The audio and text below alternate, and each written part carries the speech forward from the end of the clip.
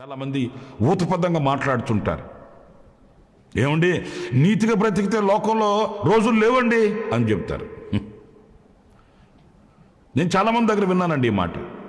ఈ రోజుల్లో నీతిగా నిజాయితీగా మనం బ్రతికితే కుదురుతుందా అంటారండి. ఎందుకు కుదరదు? నీతిగా నిజాయితీగా బ్రతికితే లోకంలో మనకు మనుగడ లేదండి అని చెప్తారు. నేను ఒకటే మాట చెప్పనా, లోకంలో మనుగడ లేకపోవచ్చు, లోకంలో నీతి లేకపోవచ్చు. యేసయ్యలో మనుగడ ఉంది, యేసయ్యలో నీతి ఉంది. యేసయ్యలో నీతి ఉంది కనుకయే ఆయన చేతులు చాచి పిలుస్తున్నాడు, నా యొద్దకు రండి అని. ఎందుకు ఆయన యొద్దకు వెళ్ళాలి? ఆయన యొద్ద నీతి ఉంది, ఆయన యొద్ద పరిశుద్ధత ఉంది. లోకంలో లేని పరిశుద్ధత, లోకంలో లేని నీతి, లోకంలో లేని యథార్థత, లోకంలో లేని దైవత్వం క్రీస్తులో ప్రత్యక్షమవుతుందండి. అందుకే ఆయన పిలుస్తున్నాడు చేతులు చాచి.